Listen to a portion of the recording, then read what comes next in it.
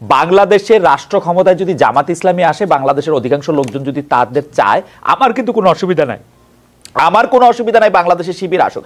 Problem হচ্ছে আপনি অন্য জায়গায় ছাত্র রাজনীতি করতে দিবেন না, লেজুর ভিত্তিক ছাত্র রাজনীতি বন্ধের কথা বলবেন, কিন্তু শিবিরকে আপনি কেমনে কোয়ালিফাই করেন যে ও লেজুর ভিত্তিক ছাত্র রাজনীতি করে না?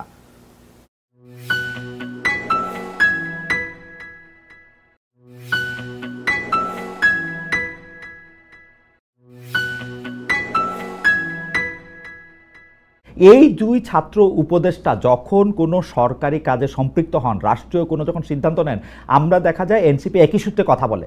যেমন ধরা যাক দক্ষিণ ঢাকা নিয়ে মেয়র কে হবেন, ইশাক হবেন নাকি অন্য কেউ হবেন, সেটাতে উপদেষ্টা আসিফ এবং এনসিপির কথা পুরোপুরি মিলে যায়। স্পেসিফিক যদি আরো উদাহরণ চান তাহলে আমি এইরকম বলতে পারি যে কোনো একটা জায়গায় গিয়ে দেখেন উপদেষ্টা আসিফ যদি একটা সঠিক পজিশন নেন, একটা রাইট পজিশন নেয় কোন একটা বিষয়ে, যে কোন উপদেষ্টা, তো সেক্ষেত্রে এই পজিশনটাকে যদি আমরা এটাকে আবার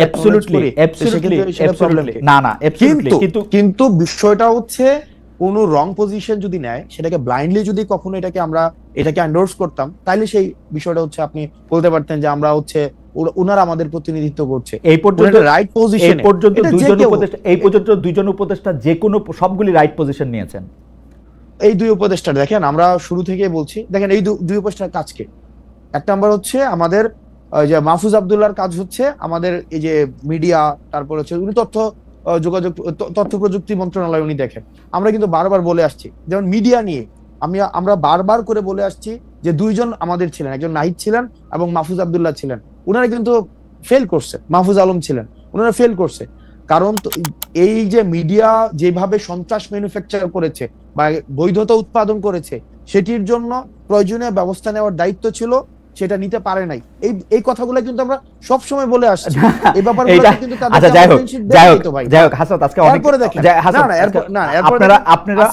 প্রথম কথা হইলো যে আপনি আমার চেয়ে অনেক স্মার্ট। আপনি যদি এখন শাক দিয়ে মাছ ঢাকতে চান তাহলে আমি এটা আমি বলতেছি যে আপনি মাহফুজের বা আসিফের কোন কাজের আপনি সমালোচনা করছেন? আপনি বলতেছেন যে যথেষ্ট পরিমাণে যে যারা হাসিনার আমলে সম্মতি উৎপাদন করছে তাদের বিরুদ্ধে যে ব্যবস্থা নেওয়া হয় নাই, সেইটা হলো মাহফুজের ব্যর্থতা বা আসিফের ব্যর্থতা। না দেখেন আপনি, না অবশ্যই ব্যর্থতা। কেন? মানে এখনো পর্যন্ত ওটা তো ওনার কাজ, এটার জন্য আবার আসিফকে দায়ী করা যাচ্ছে না। আসিফের কাজ হচ্ছে এলজিআরডি উনি দেখেন, উনি স্পোর্টস মিনিস্ট্রি দেখেন, আসিফ মাহমুদ এই দুইটা মন্ত্রণালয় দেখেন। এখন এই দুইটা মন্ত্রণালয়ের আপনি বলেন না যে কোন কোন বিষয়গুলা আপনি বলেন। আমি ইশাকের কথা বললাম, মেয়র ইশাকের ক্ষেত্রে আসিফের অবস্থান এবং সেই আসিফ জনাব আসিফ নজরুল, দেখেন আসিফকে আমরা কি দেখেন আমি একজন প্রশাসক, আসিফকে কোনোভাবে উত্তর ঢাকায় প্রশাসক নিয়োগের ক্ষেত্রে আসিফের গাজোয়ারি অবস্থান আপনারা কোনোদিন প্রতিবাদ করেন না। এটা অন্য কোনো উপদেষ্টা হলে, অন্য কোনো সরকার হলে কি মানে কি জোয়ারি অবস্থান, গাজোয়ারি অবস্থান, গায়ের জোরে নেওয়া অবস্থান। হ্যাঁ, গায়ের জোরে কি করছে? মানে কি করছে? উত্তর ঢাকায় প্রশাসক নিয়োগ দিছে, দক্ষিণ ঢাকায় ইশাককে ইয়াতে দেন নাই, শপথ নিতে দেন নাই। আমি যত না শপথ নিতে দেন, এটা একটা সাবজুডিস ম্যাটার ছিল, যে কোনো সাবজুডিস ম্যাটার ছিল না, হাইকোর্ট থেকে সেটা সেটেল ম্যাটার ছিল। উনি বলছেন যে উনি আইন উপদেষ্টার জন্য ওয়েট করতেছেন, যদিও খুব ভালোভাবে জানতেন যে আইন উপদেষ্টা আছেন হচ্ছে এখন সাউথ আফ্রিকা, এবং আইন উপদেষ্টা আসার পরে বলছেন যে সময় পার হয়ে গেছে। এখন দেখেন না সময় পার হয়ে গেছে, এখন যে সেক্ষেত্রে যে মন্ত্রণালয়ের দায়িত্ব ছিলেন, এই মন্ত্রণালয়ের এটা বিষয় বা এটা হচ্ছে হাইকোর্টের বিষয়, তো হাইকোর্টের বিষয় হাইকোর্টের ম্যাটারটা সেটেল ছিল। এখন আসিফ মহোদয় তার অনুযায়ী আপনার এলজিআরডি তে উনি যেই ডিসিশন নেওয়া প্রয়োজন উনি এই ডিসিশন নিয়েছে।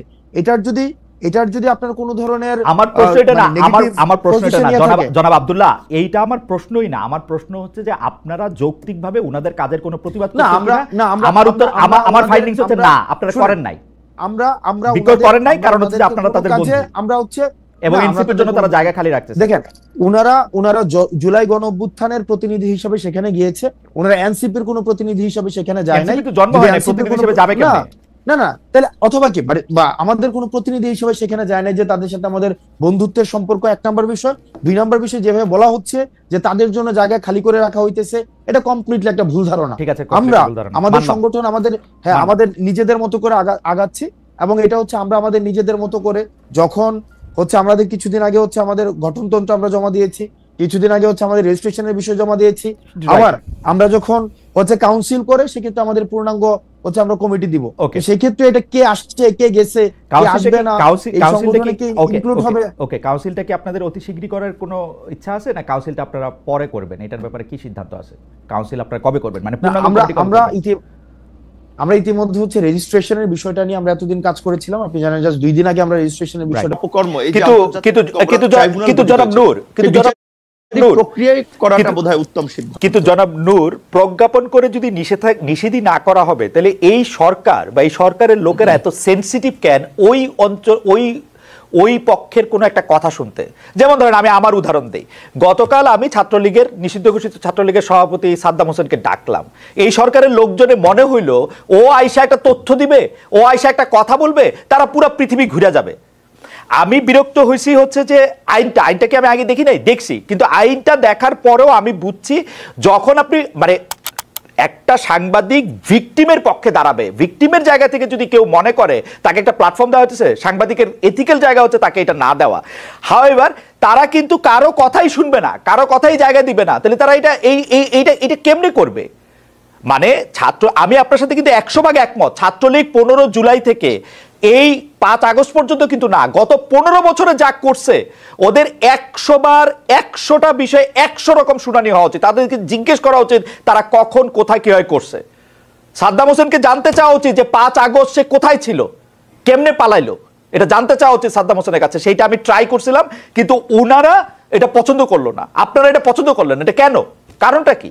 না না, আমি ব্যক্তিগতভাবে এতটা অসহিষ্ণু না। মানুষকে কথা বলতে দিতে হবে। আমাকে যারা পছন্দ করে না তারাও তো আমাকে অনেক সমালোচনা করে, অনেক কথা বলে, সেটা শোনার প্রয়োজন। এবং আমি আপনার প্রোগ্রামটা মনে করি হওয়া দরকার ছিল এই কারণে। এটা হচ্ছে আর একটা প্রবলেম হচ্ছে কি, এখন সোশ্যাল মিডিয়া এত জনমত হচ্ছে, লাইক হচ্ছে দ্রুত শিফট হচ্ছে, এবং মানুষ ছোটখাটো ইস্যু এবং এতটা বিভ্রান্তি বা জনমত গঠন করার একটা সহজ পদ্ধতি তৈরি হয়ে গেছে মব জাস্টিসের মতো, যার ফলে অনেকে ওই যে বলছেন এখন আপনার মতো সাংবাদিক আপনার হিসাব করতে হয় যে আমি অমুককে ডাকলে পাবলিক আমাকে গালি দিবে কিনা, কি বলবে কিনা। না, আমি কেয়ার করি না পাবলিকের গালি, আমি কেয়ার করি না। নূর, পাবলিকের গালি আপনি কেয়ার করেন, আপনি খেয়াল করেন। নূর, পাবলিকের গালি আমি কেয়ার করি না, আপনি খেয়াল করে দেখেন 50টা জায়গা থেকে 50টা মামলা হবে।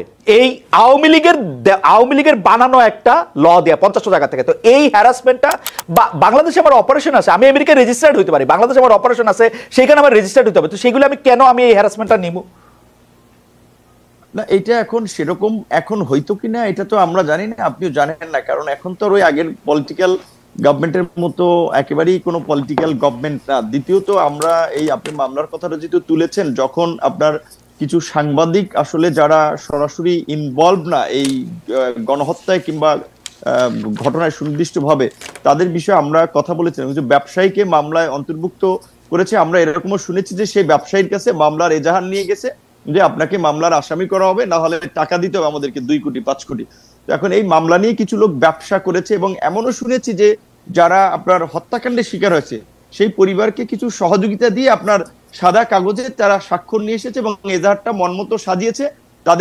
যাদেরকে মনে হয়েছে ও মক্কে মামলায় দিলে পয়সাপাতি উঠানো যাবে বা একটা ব্যবসা করা যাবে, সেই সমস্ত লোককে মামলায় জড়ানো হয়েছে। এরকমের কিছু ঘটনা যখন আমাদের কাছে এসেছে, আমি সরাসরি আইজিপি এবং হোম অ্যাডভাইজার সহ বিভিন্ন জনের সাথে কথা বলেছি, তখন তারা পরিষ্কারভাবেই বলেছে যে যেহেতু একটা অস্বাভাবিক পরিস্থিতি, কে কোথা থেকে মামলা করছে, কার বিরুদ্ধে কি মামলা করছে, আমরা তো সবকিছু এত ডিটেলস জানার সুযোগ হচ্ছে না। আবার অনেক জায়গায় মামলা না নিলে সেখানে থানা ঘেরাও করা হচ্ছে, আর একটা উত্তেজিত পরিস্থিতি তৈরি করা হচ্ছে। কাজেই গ্রেপ্তার করলে যাচাই বাছাই করেই গ্রেপ্তার করা হবে। তো সেই ক্ষেত্রে এইটা আমি আপনার সাথে ওইখানে আপনার কথাটার আর কি উত্তর দিচ্ছি যে আগের মতো যে 64 জেলা আপনি কথা বললেই মামলা হবে, এইটা আমি ব্যক্তিগতভাবে মনে করি না। কারণ আপনার অনেক অপোজিশন লেভেলেও আপনার অ্যাকসেপ্টেন্সি আছে, ধরেন এর আগে যারা গভর্নমেন্ট ছিল তাদের লেভেলেও অ্যাকসেপ্টেন্সি ছিল। আমার কথাই হইতেছে না নূর, আমার কথাই হইতেছে না নূর। আমি বলি এটা পার্সোনাল, সেটা তো আমরা দেখেছি। নূর, পার্সোনাল ঘটনাকে কেন্দ্র করে তো মানুষকে জাস্টিফাই করার সুযোগ নাই যে সে একটা অন্যায় করে ফেলছে, যা সে ফেসিবাদের দোষর হয়ে যাচ্ছে। এই যে আপনার একটা ট্যাগিং প্রবণতা, এটা এখনো আছে, এটা খুব দুঃখজনক। নূর, আমার কথাই হচ্ছে না। যাই হোক, নূর পয়েন্টটা দেখেন। নূর প্লিজ, নূর আপনার পয়েন্টটা দেখেন। বাংলাদেশের রাষ্ট্র ক্ষমতায় যদি জামাত ইসলামী আসে, বাংলাদেশের অধিকাংশ লোকজন যদি তাদের চায়, আমার কিন্তু কোনো অসুবিধা নাই। আমার কোনো অসুবিধা নাই বাংলাদেশে শিবির আসুক। প্রবলেম হচ্ছে আপনি অন্য জায়গায় ছাত্র রাজনীতি করতে দিবেন না, লেজুর ভিত্তিক ছাত্র রাজনীতি বন্ধের কথা বলবেন, কিন্তু শিবিরকে আপনি কেমনে কোয়ালিফাই করেন যে ও লেজুর ভিত্তিক ছাত্র রাজনীতি করে না?